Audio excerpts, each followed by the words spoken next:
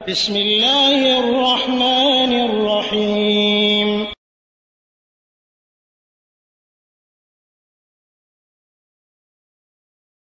ওয়ালাইকুম আসসালাম রহমতুল্লাহ। 604 ভাই জানতে চেয়েছেন যে ফেসবুকে আমরা ফেসবুক যে ব্রাউজ করি, ফেসবুক যে চালাই, এতে আমরা বিভিন্ন ছবি আপলোড করি, আবার এখানে শেয়ার করি বা ইত্যাদি ইত্যাদি। তো এগুলো করা যাবে কিনা, সাথে সাথে এখানে আবার কোরআন হাদিসও আমরা লিখি, যেখানে অধিকাংশ বলা যায় যে খারাপের ছড়াছড়ি, সেখানে কোরআনের আয়াত হাদিস ইত্যাদি লিখে প্রচারের উদ্দেশ্যে আমরা প্রচার করতেছি, মানে প্রচারের উদ্দেশ্যে আমরা এগুলো আপলোড করতেছি। এগুলো করা যাবে কিনা, দুইটা অংশ। যেটা অংশটা যে প্রচারের উদ্দেশ্যে কোরআন সুন্নাহ বানিয়ে দেওয়া, এটাতে মানে অসাইলুদ দাওয়াহ, অসিলা মিন অসাইলুদ দাওয়াহ, দাওয়ার যতগুলো মাধ্যম আছে তার এটা একটি বর্তমানে মাধ্যম, এবং আজকে এটা আছে, আগামীকালকে এর ভিন্ন কোনো রূপ নিতে পারে।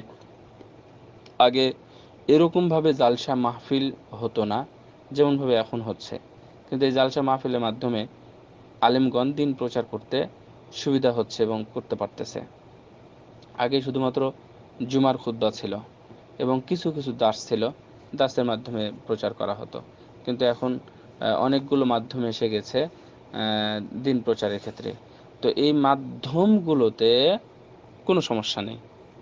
এই মাধ্যম দিয়ে কেউ যদি খারাপ কিছু করে তাহলে সেটা ভিন্ন জিনিস। আপনি এই জালসা ডাকতেছে, এই জালসা ডেকে কেউ বেদাতি কর্ম করতেছে, তাহলে জালসার দোষ নেই, এখানে যে কাজগুলো করবে সেগুলো হচ্ছে দোষ। অনুরূপভাবে আজকে আমরা টিভিতে বা বিভিন্নভাবে প্রচার করতেছি, কিন্তু ম্যাক্সিমাম অধ্যায়টা কি টিভির? খারাপ অধ্যায়, ম্যাক্সিমাম অধ্যায়টাই খারাপ।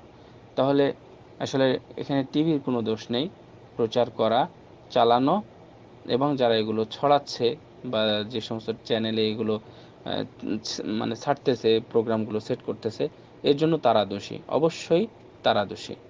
এই জন্য টিভি কোনো দোষ করেনি, ফেসবুকও কোনো দোষ করেনি। ফেসবুকে যারা খারাপ কিছু পোস্ট করতেছে সেটাকে শেয়ার, লাইক বা ইত্যাদি দিয়ে অ্যাক্টিভ থাকতেছে তাদের সাথে।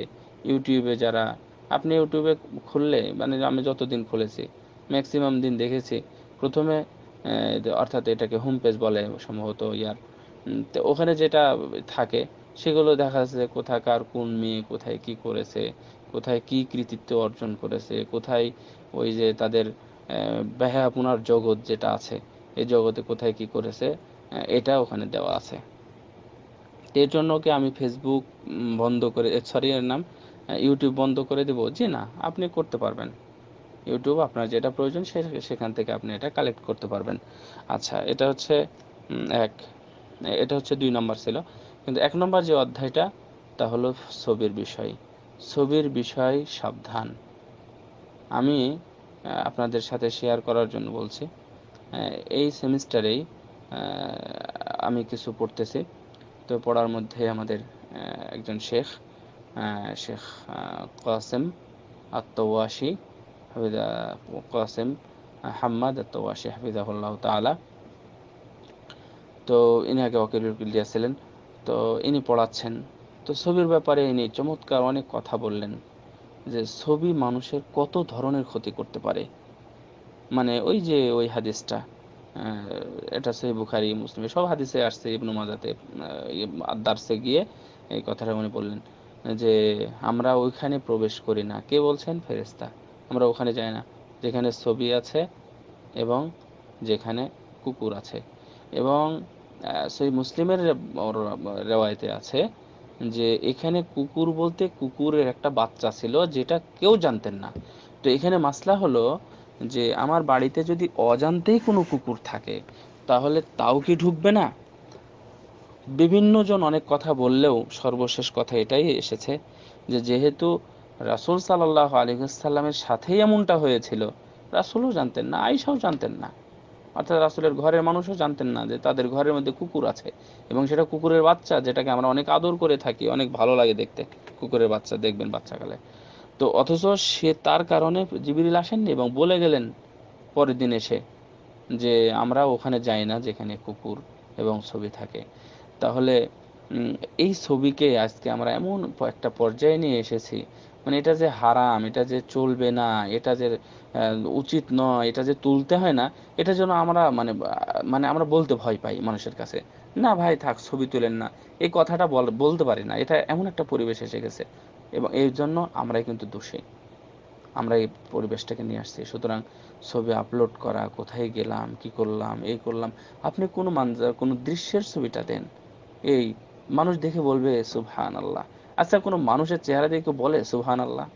বলেন তো। মানে আমি যতদূর দেখেছি, মানে আমার ছোট্ট অভিজ্ঞতার আলোকে আমি বলতেছি, যে একটা ছবি যখন পোস্ট করা হয় তখন আহ, মানে কেউ মানে কয়জন যে ভালো চোখে দেখে সেটা আমার জানা নেই। আমি তো দেখি যে ম্যাক্সিমাম মানুষ খারাপ চোখেই দেখে, এই জায়গা পায়নি, এখানে যে আবার ছবি দিয়েছে, কি আছে। কিন্তু দেখেন ওই জায়গাটার ছবিটা যদি আপনি দেন, তাহলে বলবে যে মাশাআল্লাহ সুন্দর জায়গাটা তো, এটা বলবে।